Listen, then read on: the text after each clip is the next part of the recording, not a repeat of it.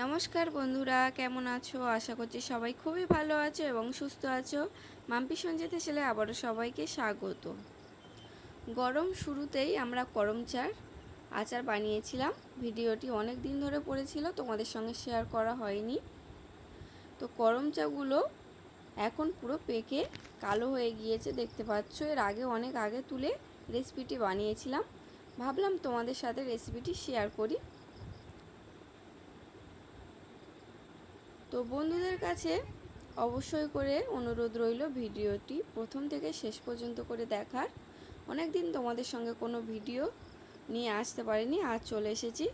তো চলো, করম চা রেসিপি বানানোর জন্য প্রথমে উনান জ্বালিয়ে দিয়ে কড়ার মধ্যে কিছুটা জল নিয়ে, জলটা গরম হয়ে আসলে জলের মধ্যে আগে থেকে কেটে রাখা করম চা সিদ্ধর জন্য বসিয়ে দেব। এখানে আর ভাপা করে নেব।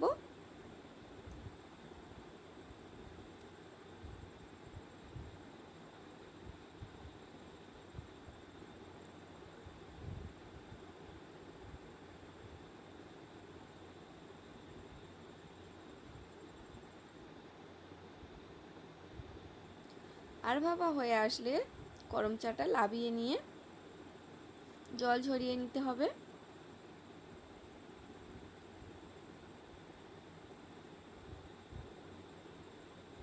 এরপর আবারও উনানে কড়া বসিয়ে দেব।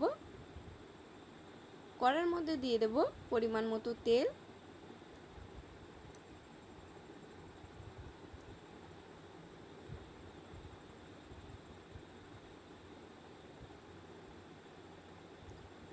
তেলের মধ্যে দিয়ে দিলাম কয়েকটা শুকনো লঙ্কা, তেজপাতা ও 5 ফোড়ন।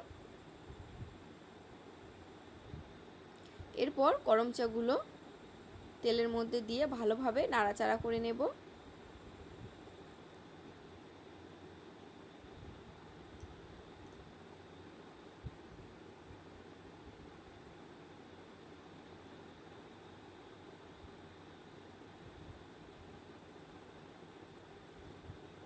কিছুক্ষণ নাড়াচাড়া করে নেওয়ার পর দিয়ে দেব অল্প সামান্য পরিমাণ হলুদ গুঁড়ো এবং লবণ।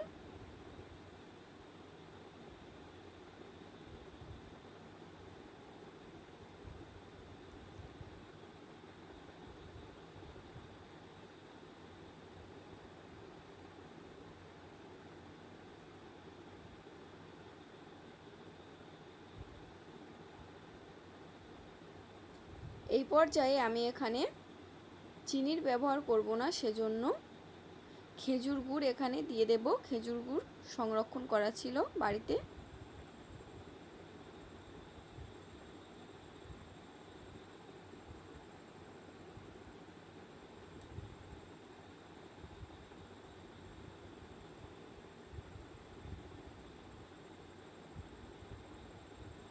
এখানে অল্প কিছুটা ধনের গুঁড়ো প্রথমে দিয়ে নেব।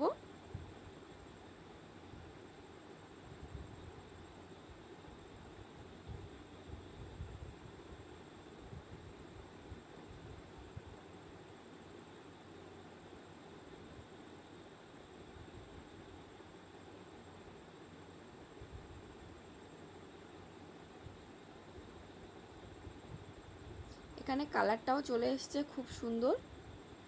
এখানে আরও মশলাও অ্যাড করব।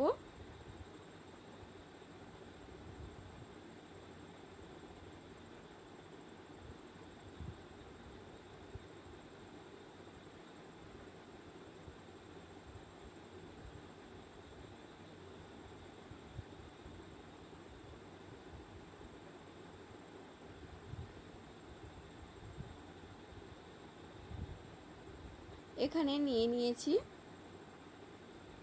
5 ফোড়ন, তেজপাতা, শুকনো লঙ্কা এবং অনেকটা বেশি পরিমাণের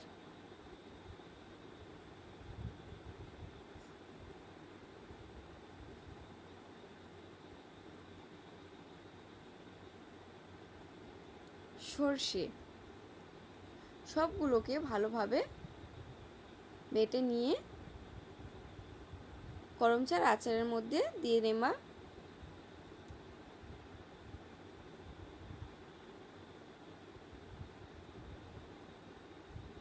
এখানে আর জাল দেব না, করম চার রেসিপি একেবারে কমপ্লিট হয়ে গেছে। তো যেসব বন্ধুরা ভিডিওগুলো দেখছো অবশ্যই করে একটি লাইক, কমেন্ট, শেয়ার ও চ্যানেলটি সাবস্ক্রাইব করে পাশে থাকবে। এতক্ষণ পর্যন্ত যে সকল বন্ধুরা আমার ভিডিওগুলো দেখছিলে তাদেরকে অসংখ্য অসংখ্য ধন্যবাদ আমার পাশে থাকার জন্য এবং এই ছোট্ট চ্যানেলটাকে এগিয়ে নিয়ে যাওয়ার সাহায্য করার জন্য। তো অবশ্যই করে বাড়িতে একবার হলেও বানিয়ে দেখো এই করম চা রেসিপিটি। সবাইকে অনেক অনেক ধন্যবাদ।